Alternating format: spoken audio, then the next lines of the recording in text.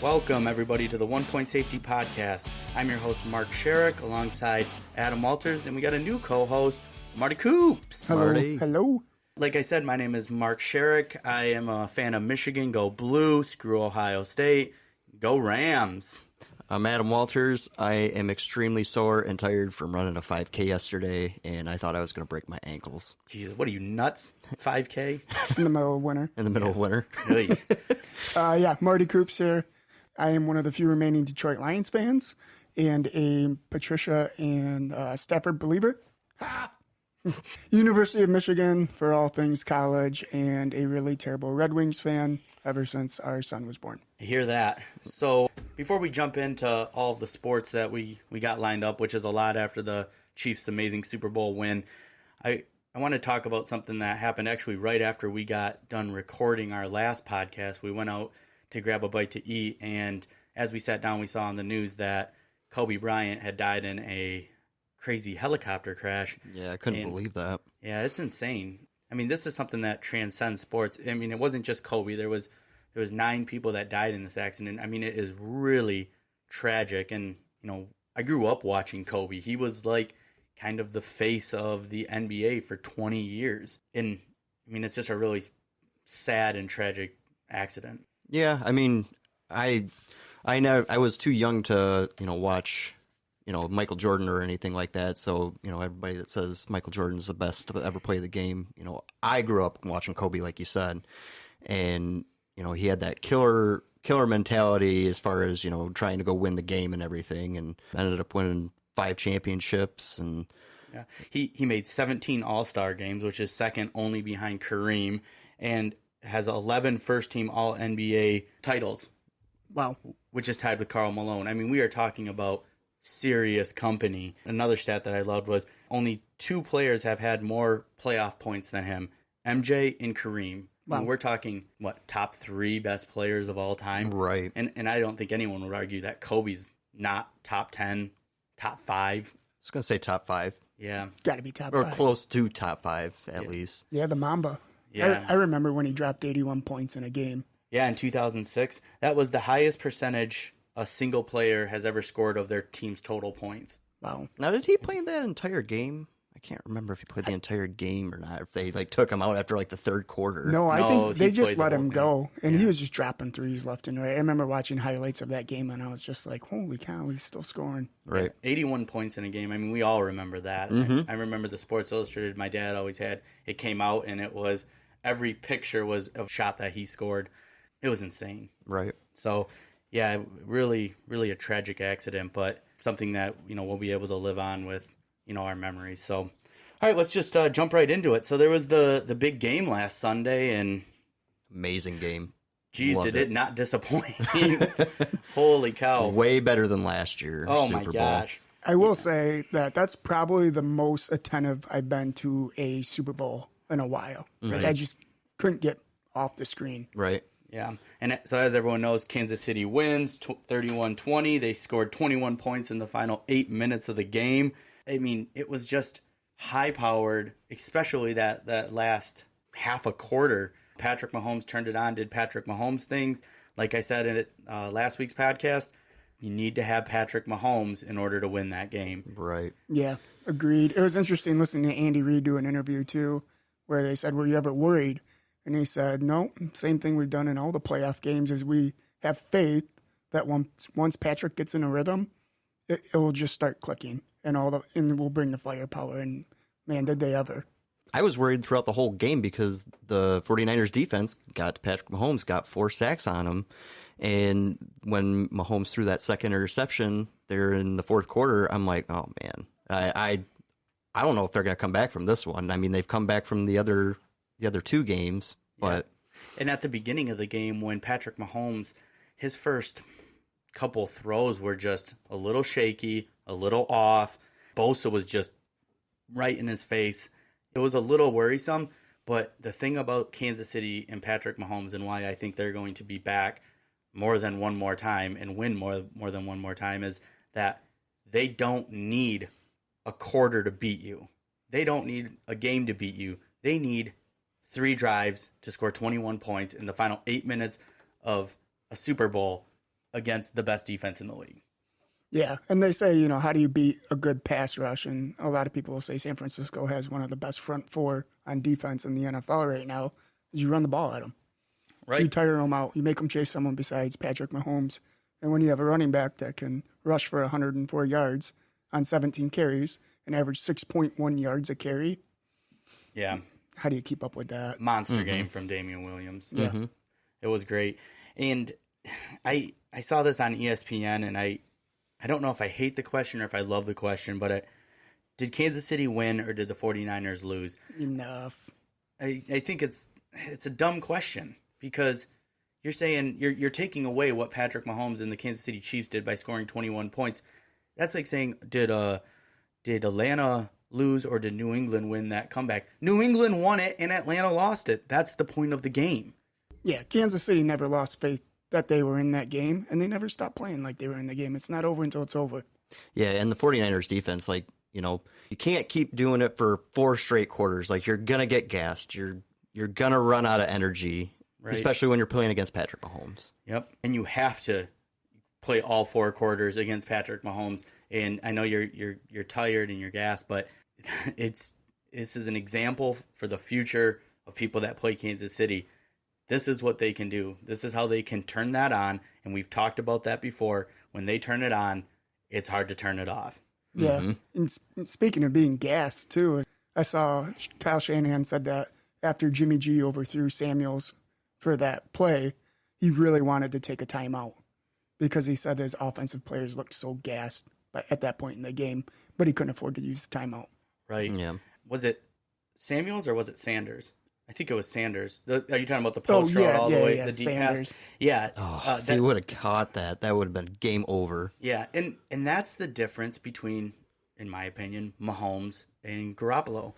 Mahomes, when he needed to make the throws, he made the throws. I know he's got fast receivers. I know he's got multiple receivers. I know he has Kelsey. I get all that. But when he needed to make the throws most, he made them. Garoppolo could have cemented his place in history if he would have hit Sanders deep in the middle of the field. And he had a couple steps on him. Oh, yeah. I mean, it was a drop it in there, and he missed it. They lost the Super Bowl. I'm not saying it's Jimmy's fault, but there are certain plays in a game that define the game. That was one of them. Yeah. Agreed, Absolutely. 100%. So Mahomes is the Super Bowl MVP. You guys okay with that? What are you guys' thoughts on that? I thought Damian Williams should have won it, honestly. I mean, Patrick Mahomes is, great. He did great and everything, but I thought Williams did a little bit more to win that. Sure, yeah, Mahomes, this was not a great game for Mahomes. Heck, it could have been considered one of his worst games. He went 26 for 42 for 62%, 286 yards, 2 touchdowns, 2 interceptions, and a rushing touchdown. I mean, mind you, that's a pretty good stat line for a quarterback, but everyone expects Mahomes to be on the next level.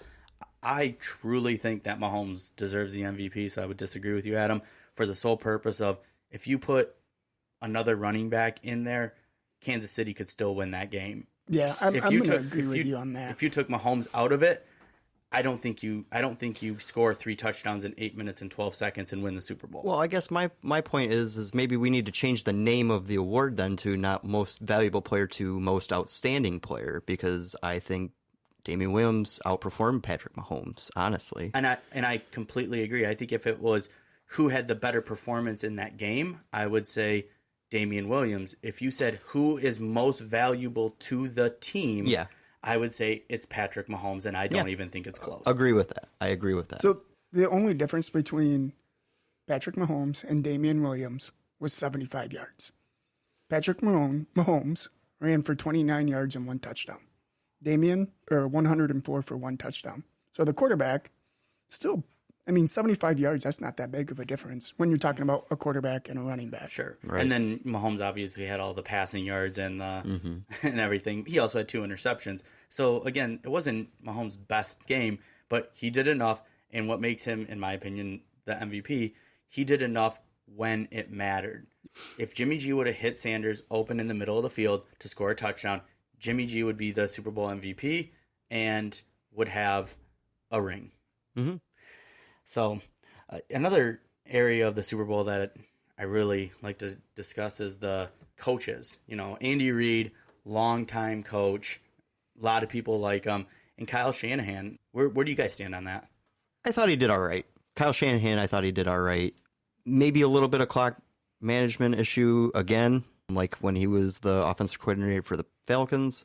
But I think he did all right. I don't think he really mismanaged the clock like everybody is like making it out to Yeah, say. everyone's losing their mind over that. I thought it was fine. I think you could justify what he did. Whether you want to agree with it or not is one thing.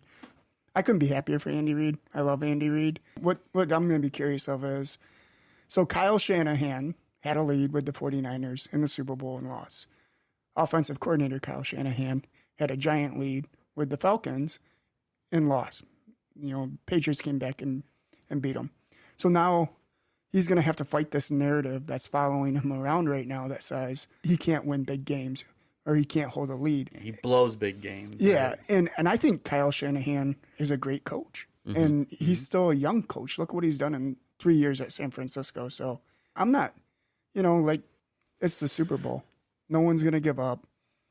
No one's going to stop playing. And sometimes you're going to lose. And I think Kyle Shanahan will get better. And it's going to be fun to watch him for years to come. Well, like going to your point of, can Kyle Shanahan not win the big game? A lot could be said like Andy Reid for a long time. Yep. Because, he's been to 7 conference championship games. Wow. 5 with the Eagles, 2 with Kansas City. Now finally just won a Super Bowl with Kansas City. But he went to 4 straight NFC championship games with the Eagles from 2001 to 2004 and never won the big game. So, maybe Kyle Shanahan's going to be just like Andy Reid, where it's going to take him a while to, get over that hump. I would say, to Marty's point about Kyle Shanahan, did he blow it? And yeah, I don't think he blew it. I don't think he blew it like he did when he was with Atlanta and he called 3 straight pass plays when they were deep in their own territory and they just needed to run out the clock with the lead. I get where he was going. He was like, if we can get a first down and then we can run it, we can run even more time off the clock.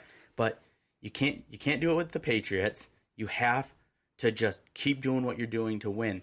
And don't throw the ball. You need to drain clock. So I think he did blow it against the Patriots. I can't put this loss on Kyle Shanahan. I'm not going to put it either completely on him, but I remember sitting, watching the game with all you guys, and it was the fourth quarter, just like a 3-point lead at this point. And I looked over at someone after they threw the ball on second down after a run, and I said, why are they throwing the ball? They're abandoning the run. Yep. And then third down came, and they had to throw the ball. Right. Actually, they didn't. I think they only needed 6 yards. So, again, it's the fourth quarter. You have a lead.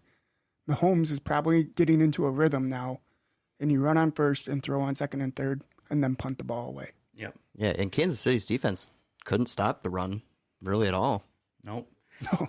And you always need to account that the Kansas City Chiefs, they can score in 25 seconds. At will. Mm-hmm. Yeah, and so your defense has been holding them, but you can't get comfortable thinking that that's always going to be the case because in a very, very quick turn of events, next thing you know, you're down by 11 and you lost the Super Bowl. And if there's a coach in that game that should know that, it's Kyle Shanahan. It's Kyle Shanahan, 100% agree.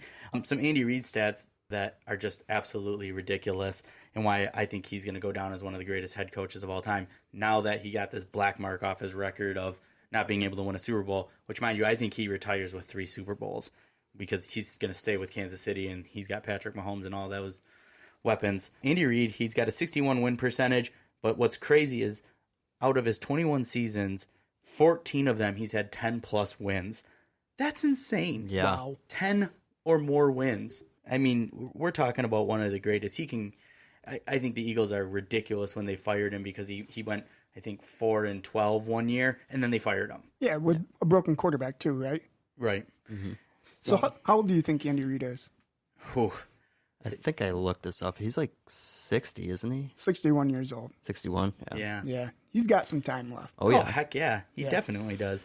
In his 7 seasons with being with Kansas City, yet to post a losing record. So let that sink in. Right? It's insane. Hall of Famer? Yes. Yes. Yeah. And I don't even think it's a question.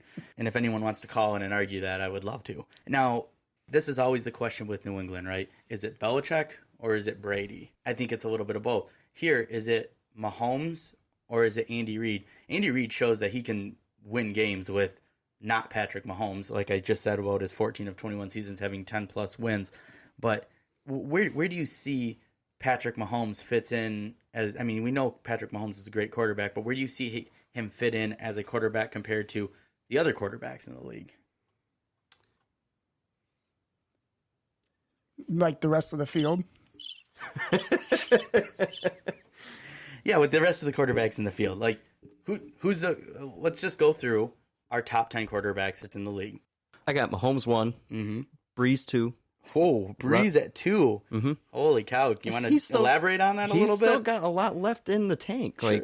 Like, yeah, he was out for 6 games with a broken collarbone, but when he came back, he still posted just the same numbers as he's always has. Yeah. All right. Fair enough. Russell Wilson.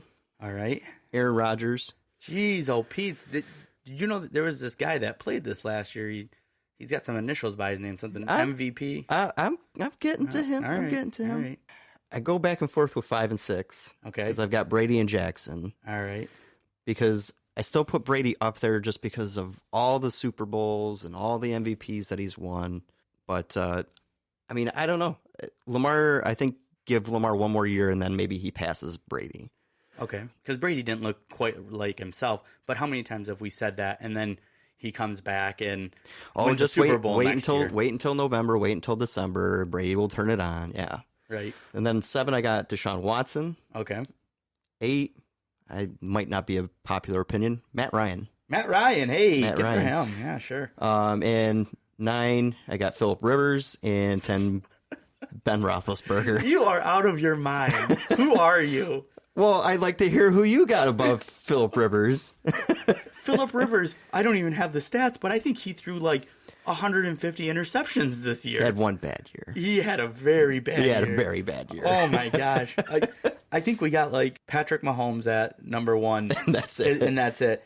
Patrick Mahomes, Super Bowl MVP, league MVP, league passing touchdown in his first 2 years as a quarterback. I think Patrick Mahomes is the greatest quarterback in the NFL, and I'm really excited to see where he's going. So I got Patrick Wilson. Oh, are we talking about Joe Madden or Iron Maiden? We're talking about Joe Maiden.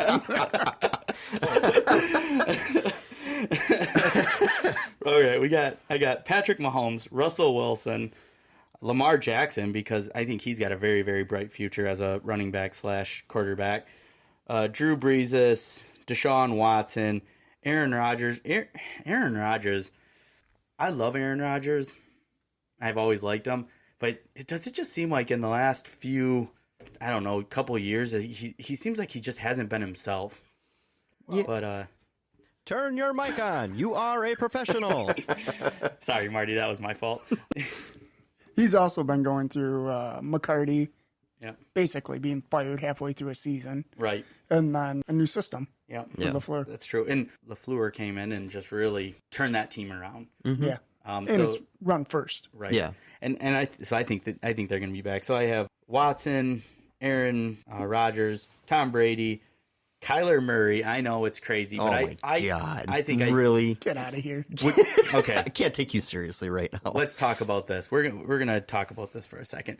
You're telling me, look me in the eyes. Well, I know you already chose, but look me in the eyes. You would rather have Phillip Rivers over Kyler Murray? No. You're lucky. I had the button ready because that's ridiculous. But anyway, so I have Kyler Murray. Then I have Jimmy G, the guy that went to the Super Bowl, and Matt Ryan. I don't even know if I would put Phillip Rivers in my top half of the quarterbacks in the league. I'm not going to lie. Agreed. He is so past his prime. He needs to retire. Is it just me, or has he done something with his throwing arm that is like a little Stafford sidearm? He's always been like that, though. Yeah, but it's... And you watch the replay, and it looks like his eyes are closed. I'm sure he's not throwing the ball with his eyes closed, but come on. I don't know. Some of those throws are pretty bad. Okay, so those are mine. Just a quick recap before we get to Marty. I have Patrick Mahomes, Russell Wilson, Lamar Jackson, Drew Brees, Deshaun Watson, Aaron Rodgers, Brady, Kyler Murray, Jimmy G, and Matt Ryan. All right. So true preparation here. I just kind of threw this together on the fly. Sure. But I feel good about this list. Mm-hmm. So I'm just going to go right down the top 10, and then we can react. Okay. Patrick Mahomes. I think that's unanimous. Yeah. Aaron Rodgers. Russell Wilson. Yeah. Can we just stop for a second? We're not going to go back to Aaron Rodgers and, Just going to slide that we're one just right going in there. to slide Aaron Rodgers in at number 2.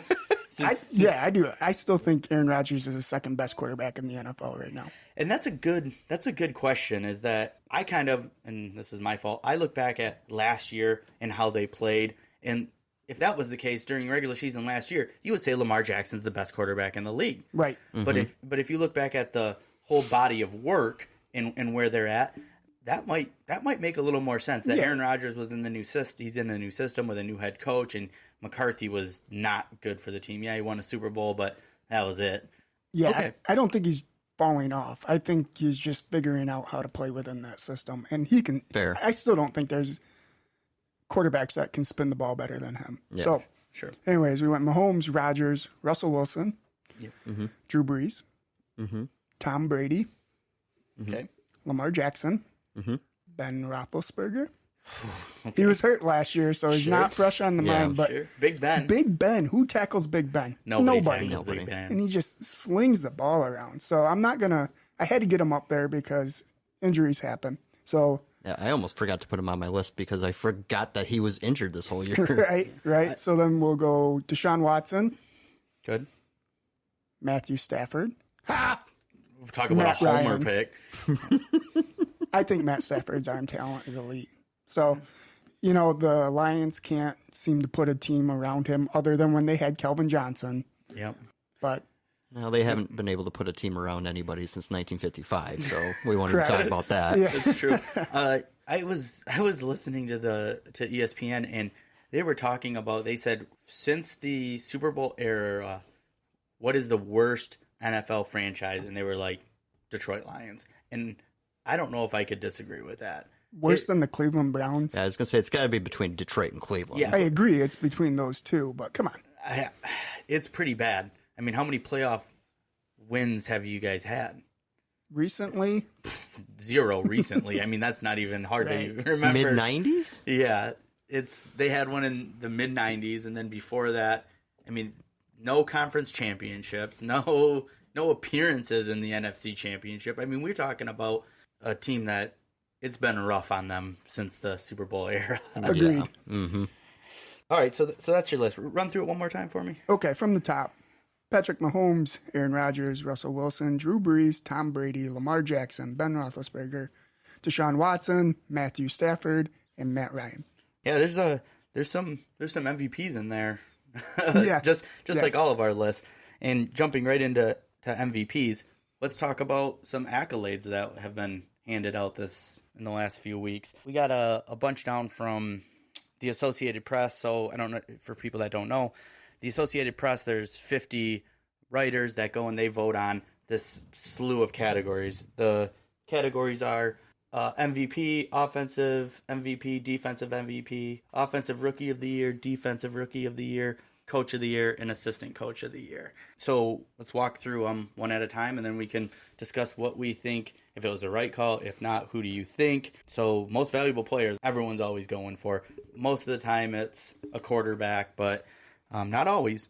Anyway, Lamar Jackson, unanimously voted. All 50 writers said Lamar Jackson was the most valuable player. I don't think you can argue with it at all. I'm not going to argue with that. How many games did he have where he rushed over 100 yards? He broke Vic's record. Yep. Yeah. 1,200 yards rushing. Yeah, he was breaking records, all sorts of different records. And what's crazy is that it came out of nowhere. Yeah. It was. If you would have asked anybody, hey, is Lamar Jackson going to get the MVP nod unanimously next year? If you would have asked them at the end of last year, I don't think anybody on the planet would have said yes. I think people might have been questioning whether Lamar Jackson keeps his job after this year. As a starting quarterback. Right. Yeah, right. and people were probably questioning Harbaugh of like, what kind of decision is this? 100%.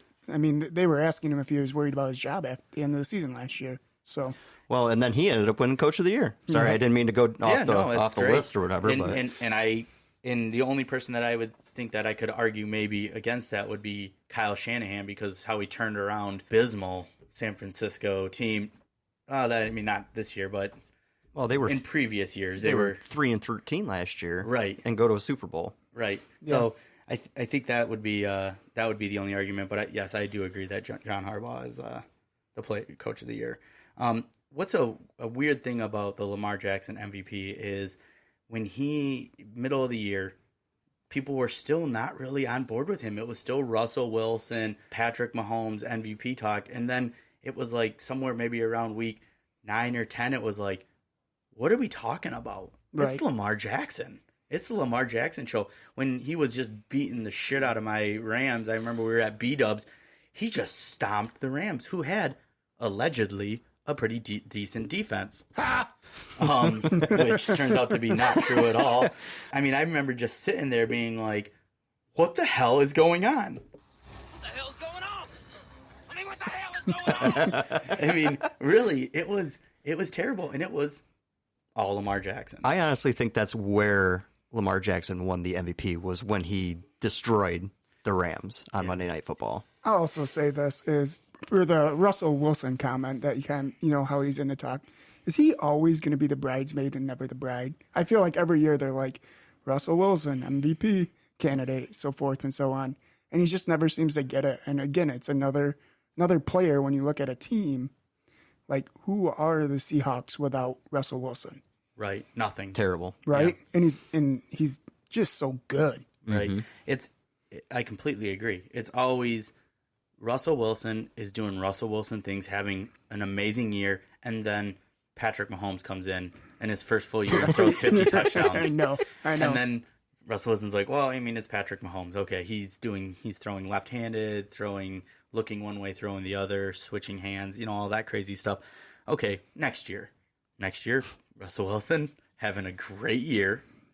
And what happens? Lamar Jackson, the running back / quarterback, comes in and just destroys them. And it's you just almost got to feel bad for him. But I guess they, should have ran the ball at the 1 yard line with Marshawn Lynch. I can't even eat with a fork left-handed, let alone throw a football. That just blows my mind. For a completion in a game. He's probably looking right. Right. It's insane. So next, the NFL Offensive Player of the Year, that went to Michael Thomas with 19 votes. Surprisingly, Lamar Jackson had 17 votes. So that was pretty close for Lamar to actually get both those awards. But yeah, you got to wonder if they gave the offensive MVP to Michael Thomas just as Lamar is obviously going to win the MVP. Michael Thomas set the record for most receptions in a season, passing. Was that Marvin Harrison? Yeah. Well, 17 people still voted for Lamar Jackson. So the breakdown went Michael Thomas 19, Lamar Jackson 17, Christian McCaffrey 12, Russell Wilson 1, Patrick Mahomes 1. Christian McCaffrey. Wow, I didn't even think about that. But oh, yeah. Wow, he was so good this year. Mm-hmm. Midway through the season, I actually had him pegged at number 1. Yeah. I mean, he's such a dynamic back. He can catch it, and he's fast, and he's resilient. He kind of reminds me a little bit of Alvin Kamara, where he runs, he gets hit, he kind of just bounces off somebody, and then just keeps running. Yeah. It doesn't want to go down. Does not want to go down. Shout out to Thomas for that $20 million a year contract, too. Heck Good yeah. for him. Heck yeah, dude, that's freaking awesome. Yep. Like, seriously, he deserves it. Yeah. He's an amazing wide receiver. So I don't have really a problem with Michael Thomas getting it. I was a little bit hoping for Christian McCaffrey just because, running back, they can also catch. I'm good with that, but Michael Thomas deserves it. Oh, yeah, 100%. The Defensive Player of the Year went to Stephen Gilmore of the Patriots, that cornerback. He had some crazy stats this year. I mean, he was on fire. He was just a ball hawk. Chandler Jones, T.J. Watt were rounded up the top 3, but T.J. Watt did pretty good this year. I was pleasantly surprised at how well he did. Yeah. NFL Comeback Player of the Year. This is an interesting one. So, Comeback Player of the Year was Ryan Tannehill with 16 votes. You guys good with that? I'm good with Tannehill getting it. Tennessee Titans quarterback. He played with Miami for a few years. Everyone thought he was washed up. Comes back, takes their team to the playoffs, and makes a little bit of a run between him and Derrick Henry. I was about to say, when he accepts that award, does he thank Derrick Henry? Yeah. King Henry, rushing leader. You almost have to. Yeah, I agree. The only person that I would say maybe could be in that same category is Jimmy Garoppolo, just because he came off that horrible injury. He got traded to San Francisco, gets hurt the first week. The team goes 3-13. The next year they go 13-3. They completely flip the narrative. So I could maybe see it, but I'm good with Tannehill too. I'm happy for him. Yeah, I mean, his career was all but dead when he was in Miami, and they actually traded him to Tennessee. Like, didn't cut him or anything, wanted to get something out of it. But, so he sat behind Mariota, and I think Marcus Mariota is a terrible quarterback to begin with. And yeah, he was just benched because he was bad. Yeah. Not because he got hurt or anything. He was just bad. Bold prediction. Comeback player of the year next year, Alex Smith. oh boy, Is he going to be able to play next year? Yeah, he's up and moving right now. He's still rehabbing, but he Good has. for him. yeah. He wants to get back out there. I mean, even with everything that he went through, like, he thinks he still has some left in the tank and wants to prove that he can come back. Not just be a game manager. Yeah. Well, he might still be a game manager. Yeah, Right.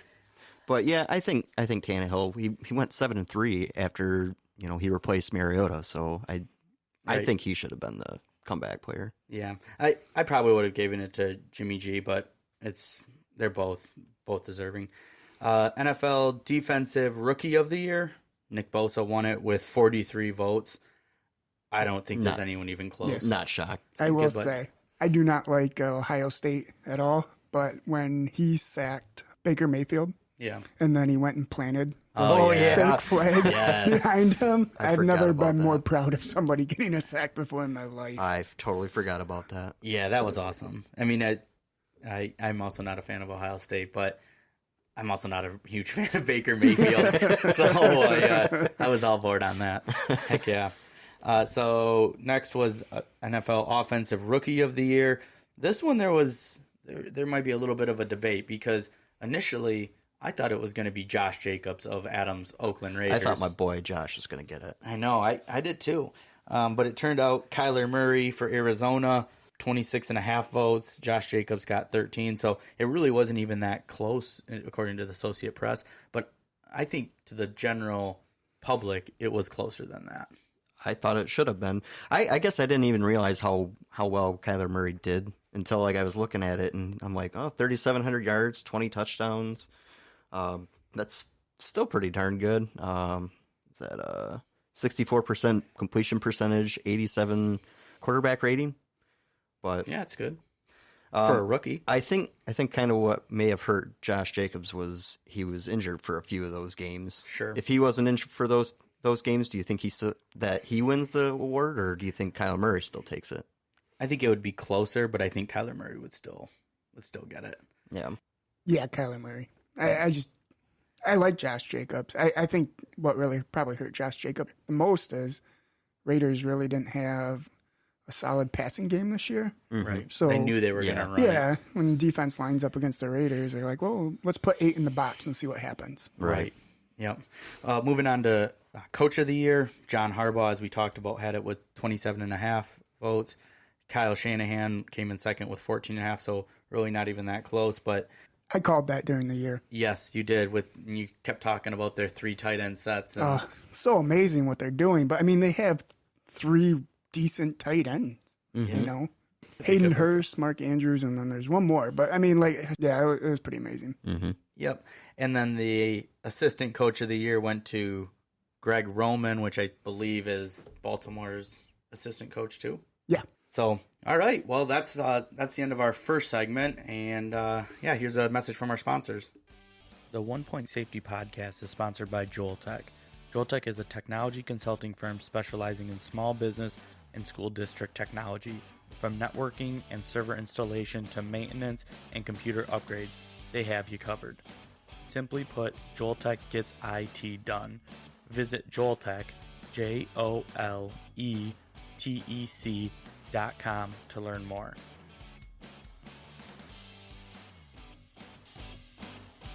All right, welcome back, everyone. We're going to start off segment 2 with a call-in. We have Dustin Smith from Bay City, Michigan on the line. Hey, Dustin. Hey guys, How's it going? good. Good. Got a question for you. Yeah. It's been reported this week that Drew Brees is considering going to the booth. So my question for you is, who is the current athlete or recently retired athlete that you want to see in the booth? Tony For commenting Romo. on Peyton Manning. Wait, I mean, Tony Romo's already in the booth, though. Yeah, he's the but best. But I love listening to Tony Romo. So Yeah. So Drew Brees is. You heard that he's going to go. He's going to retire and go into the booth, or when he retires, he's going to be an announcer. So I heard comments that his camp is shopping the idea for him to make the transition to the booth. You know, he's got 2 kids, clearly a family man. We saw that with the Super Bowl. You can see that the kids are getting older. He already coaches them. Maybe he wants to retire, have a little less schedule, but still be active in football. Wow. that would be surprising. Yeah, that would be surprising. But to answer your question, I think somebody already said it. Peyton Manning. I mean, his football brain is so big. I think it would be fun to listen to him. And he might. He said he wouldn't go into the booth or coach or do anything like that until Eli retired. And he just retired this year, so Thank God. Yeah, so I agree with I agree with that. Peyton Manning. I don't want to hear Booger McFarland anymore, though. So Yeah, can we actually switch Drew Brees with Booger McFarland? Well, that would be the dream. And who names themselves Booger? Yeah. Yeah, I don't understand it. But also, to Dustin's point, I think Drew Brees would be pretty cool in the booth, Yeah. actually, as well. I want to know what goes on in his brain. Yeah. Any quarterback, I think they have a unique perspective, and I think that's why we like Tony Romo so much, is because he knows it. He's been there. It's like the Farmers commercial. We know a thing or two because we've seen a thing or two. Right. It's kind of like that. Yeah. Well, and they're like, you don't just turn off reading defenses and plays. So, like, they line up, and Tony Romo's looking at the defense, and he goes, oh, yeah, that's cover 2. If he yells kill here, they're probably going to run it to the right. Right. And all of a sudden, he's like, yep, there's the kill. There's the kill. And then they run it to the right. Yeah, it's pretty good. So what do you think, Dustin? Who would you like to hear? Going along the same lines, I want to hear the QB of the defense. I want to hear a middle linebacker or a safety. I'm thinking a gentleman like the Ray Lewis, the man, the myth, the legend. I think and I also like a little character. You know, you got Pat McAfee did a fantastic job analyzing. He's got a little mix of professionalism, little characterness. I want to find a defensive lineman or a defensive position that has the knowledge, a little character. I want to hear somebody that's going to wreck somebody when they see a play come up. And so I'd like to see somebody like that. like Terrell Suggs. Oh, Like Terrell Suggs. Start shooting people in the booth. You Yeah. know, as you were saying this, I thought of somebody, and I was like, man, who's retired recently that would be just a genius defensive mind to hear from? Troy Polamalu. Ooh, Troy Polamalu. Yeah, Troy that's- Polamalu. The angel of death. Yes, that would be a good one. Hey, Dustin, thanks for calling. We appreciate the question. That was a good one. He gone. All right, bye. Okay, bye. Yeah, that's an interesting one. I've actually never thought about who. I really haven't even thought about announcers until Tony Romo got in there, and it was great. Yeah. You know, you said something interesting too, Mark, while he was on the call there, is the State Farms commercial, Super Bowl commercials. Yeah. There were a couple of those this year. Sure. Favorites? Oh, my favorite commercial last year was the NFL 100 commercial, where they're in the dining hall and they are awards banquet, and all of a sudden Mike Singletary yells "fumble" and all of the players just start going crazy. Along the lines, the kid that catches the football and he runs through with all of the greats and everything. Love that commercial. That was Yeah. a great Basically, commercial. I love all NFL commercials, but my favorite commercial that I've ever heard, and we have a sounder for it, was the "God Made a Farmer" commercial. It was from 2015. It was a Dodge Ram commercial, and it was good. So let's have a listen to it. And on the 8th day, God looked down on his planned paradise and said, I need a caretaker. So God made a farmer. God said, I need somebody willing to get up before dawn, milk cows, work all day in the fields, milk cows again, eat supper, then go to town and stay past midnight at a meeting of the school board. So God made a farmer. God said I need somebody willing to sit up all night with a newborn colt and watch it die, then dry his eyes and say maybe next year. I need somebody who can shape an axe handle from a persimmon sprout, shoe a horse with a hunk of car tire, who can make harness out of hay, wire, feed sacks, and shoe scraps, who planting time and harvest season will finish his 40-hour week by Tuesday noon, and then painting from tractor back put in another 72 hours. So God made a farmer. God said, I need somebody strong enough to clear trees and heave bales, yet gentle enough to yean lambs and wean pigs and tend the pink-combed pullets, who will stop his mower for an hour to splint the broken leg of a meadowlark. So God made a farmer. It had to be somebody who'd plow deep and straight and not cut corners. Somebody to seed, weed, feed, breed, and rake and disc and plow and plant and tie the fleece and strain the milk. Somebody who'd bale a family together with the soft, strong bonds of sharing. Who would laugh and then sigh and then reply with smiling eyes when his son says that he wants to spend his life doing what Dad does. So God made a farmer. Yeah, I love that commercial. It's amazing. Yeah, very good. The video brings it even more together, but just the whole feeling of it, and with Paul Harvey, you couldn't have asked for a better voice. So that's my favorite Super Bowl commercial of all time. But the way the NFL is doing their commercials, they've got some good ones, because they have the clout of being able to get together all of these famous NFL players of the past, the Barry Sanders, the Troy Aikmans. Did you guys see in the last NFL commercial the Jimmy Garoppolo? It shows Joe Montana and talking with Jerry Rice, and they're talking, and you hear somebody ask something, and they turn and they go, "Hey, carry my bags." And it's Jimmy Garoppolo with all of their bags, like, because they're all Niners. That's just top notch, and it's great. And it's all in good fun. And kudos to Jimmy to respect, one of the greatest to ever play the game. Mm-hmm. It's pretty awesome.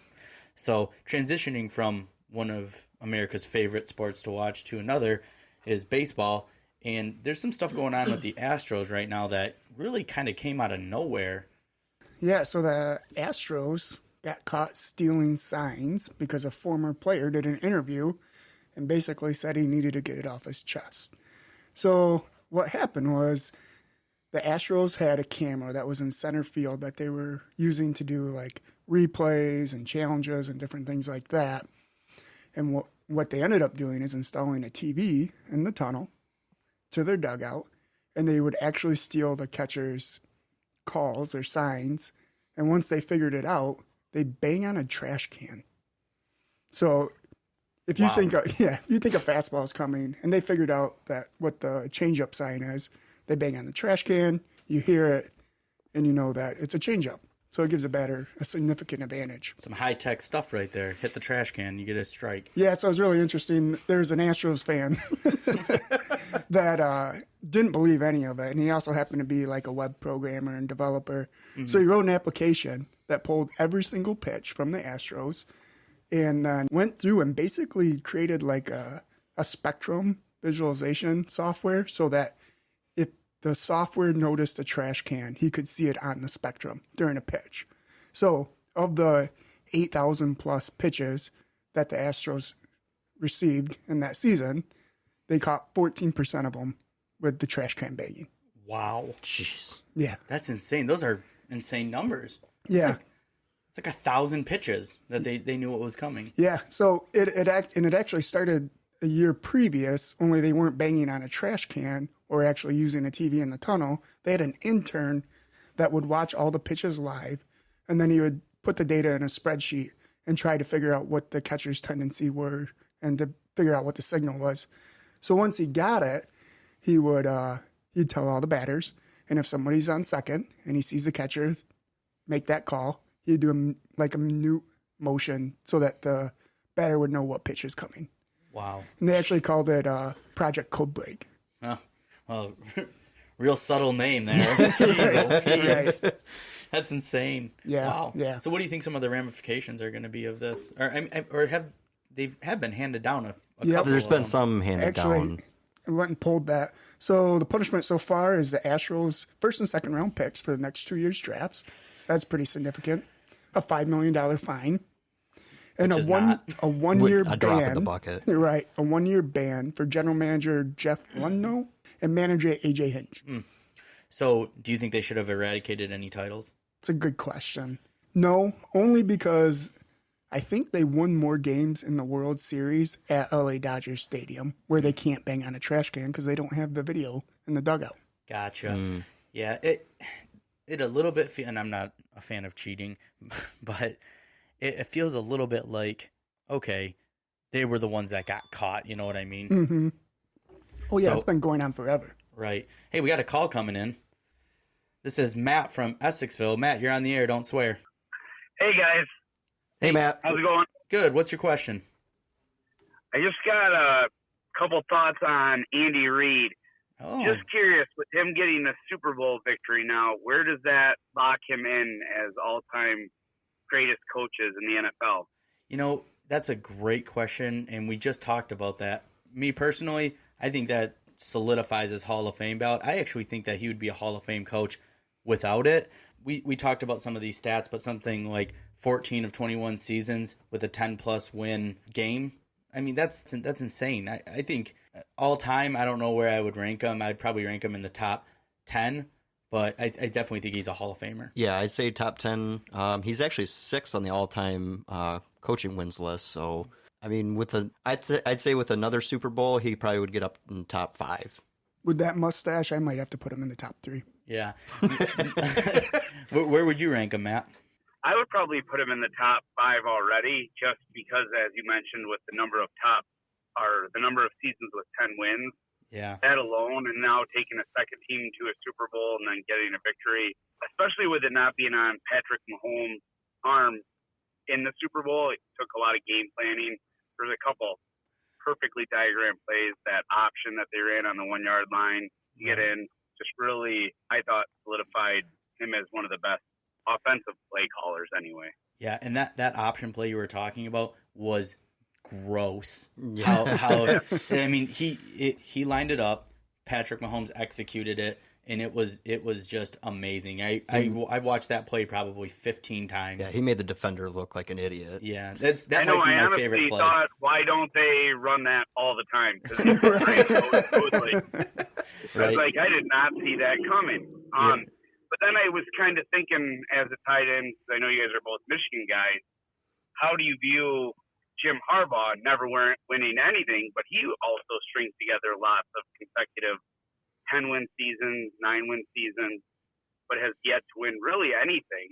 Stanford, all the way to the NFL, he got to the Super Bowl, but then lost, and then now with his tenure at Michigan. Like where would we rank Harbaugh right now? Yeah. In the college landscape. Yeah, college, but on a broader picture, just as a head coach. I would say, yeah, it's good. He gets 9 and 10 win seasons, but he also doesn't play 16 games. So, that's a benefit to him. He wins more of his games. But there's not as much parity in the college football landscape. Like when they're playing Rice College and in some of those lower schools, yeah, you're expected to win it. When I think of Harbaugh, which I'm a diehard Michigan fan, I think Ohio State and Michigan State. And Michigan State is a dumpster fire right now. But we haven't beat Ohio State. We beat them once in the last 10 years. When did that become acceptable at Michigan? Yeah, I don't know. I will say this, though. Harbaugh went to a Super Bowl It's true. in the NFL and almost won it. Yep. Yeah. So, if he ever leaves Michigan, you got to believe that there are probably a half dozen NFL teams that are gonna immediately call him and say, take him. "Hey, can you come change our program?" Right. I mean, up until 3 years ago, it was, who would you rather have, Jim Harbaugh or John Harbaugh? And I think the majority of people would have said Jim Harbaugh, because John Harbaugh, people were thinking, is he going to be able to keep his job with, Flacco kind of getting past his prime, and can John Harbaugh coach? Now, John Harbaugh is the coach of the year. It's just crazy how the narrative can flip so quickly once you start winning. Yeah. And I would say this about Jim to John. John, they built around Lamar. Jim hasn't had anybody. Jim hasn't He developed took anybody.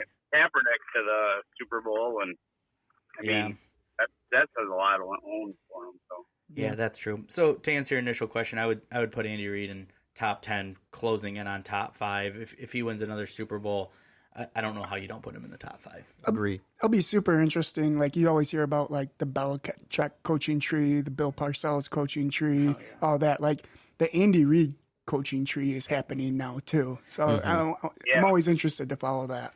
You know what my favorite part about Andy Reid is when they asked him in the post-game Super Bowl, they said, "How are you going to celebrate your Super Bowl victory?" And he said, "I'm going to go and get a cheeseburger, probably make it a double with extra cheese and celebrate with my family."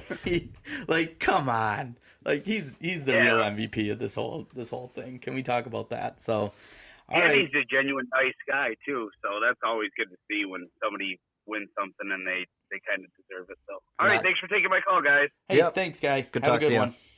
So, yeah, thanks, Matt. That's a great call and great question. Yeah, where his legacy is cemented, because I think that's always a point of topic whenever Andy Reid starts getting high in the playoffs.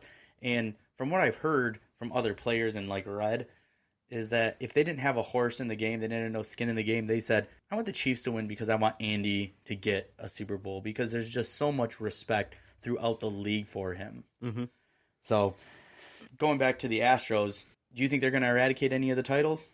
I don't think so. I don't think they should. I'm just kind of curious at, why don't they take the approach like they do in college football and like do a 1-year postseason ban on them, though? Sure. I see. I think that would be actually a legitimate punishment. Not so much like, okay, did the punishment fit the crime, but at least you're drawing a line in the sand and say, hey, you want to do this shit? You get caught, you're not going to the postseason next year. Right. Like the whole throw the book at him type of thing. Mm-hmm. I might be okay with that. And what's going on with the MLB? Like, you just think about like steroid usage, sign stealing, and everything else. And it's like they should just put an asterisk next to the MLB at this point. Yes. It does seem like there's always some type of scandal going on. And can we talk about something in regards to scandals in Major League Baseball? I think there's an asterisk on the MLB for not putting Pete Rose in the Hall of Fame. Agreed. Mm-hmm. I mean, we get it. He bet on his own team to win, which I don't actually think should be illegal in general anyway. Right. If you're betting on yourself, what are you gonna? You're gonna play harder? What's wrong with that? Right. But the fact that they will not, they drew a line in the sand and said, we're not letting him in.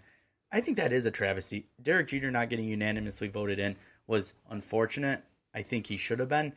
Pete Rose not being in the Hall of Fame, I think, is a tragedy. Mm-hmm. And I also think you should not be able to bet on your own team. Because what happens? So let's say I go and say, yeah, I'm going to bet $1 million that my team wins, and then I go to the quarterback of the other team. I'm like, hey, you want $500,000? Throw a couple picks. But I think that's what they're trying. That's what they're trying to get away from.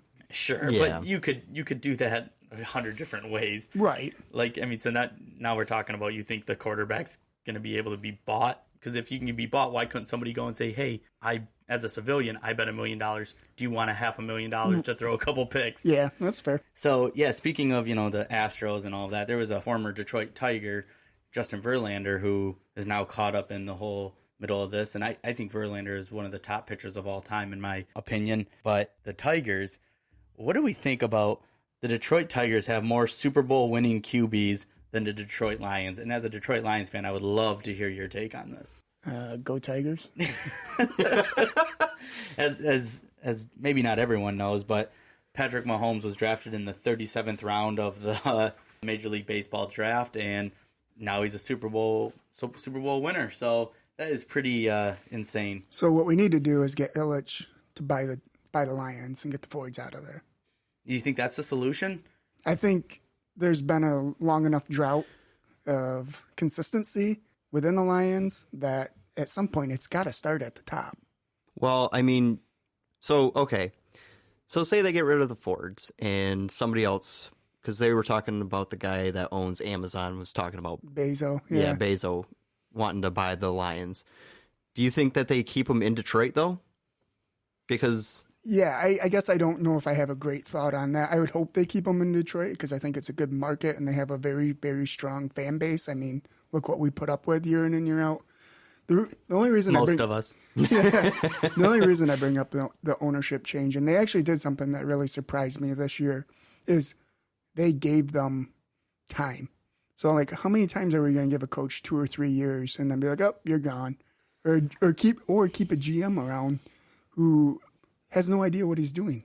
I think it's ridiculous that they're keeping Quinn and Patricia.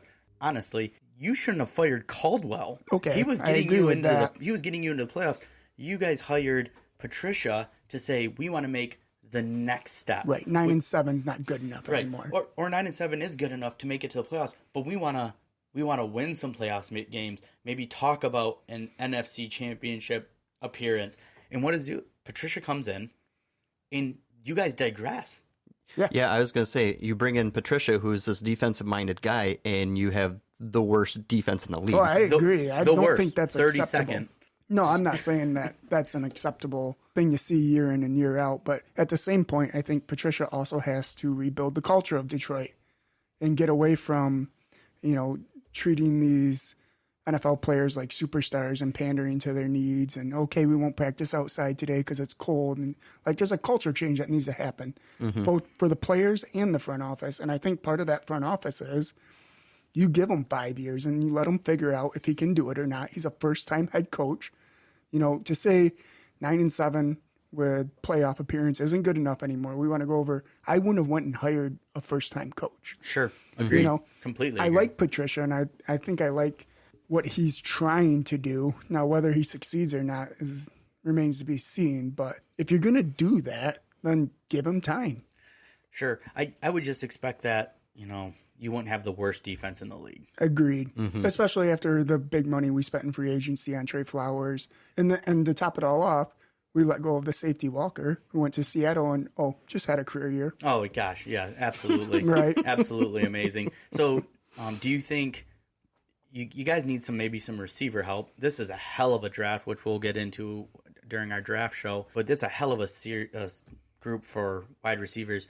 You go after a wide receiver, maybe not in your number 3 pick, but you gotta go get some receivers.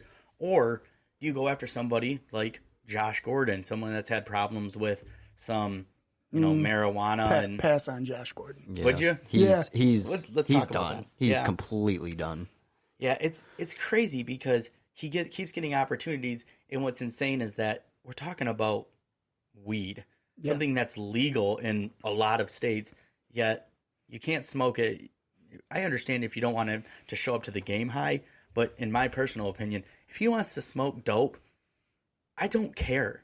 Come with a clear mind to the game, and I have no problem. Yeah, with is it affecting your game at all? Right. No? Well, then, whatever. Yeah. I just don't know if he my problem with him isn't that he smokes dope, is that marijuana has become more of a priority for him than NFL. Right. So that, to me, that's a concern. Sure. So sticking on, problem wide receivers, where do you sit with Antonio Brown?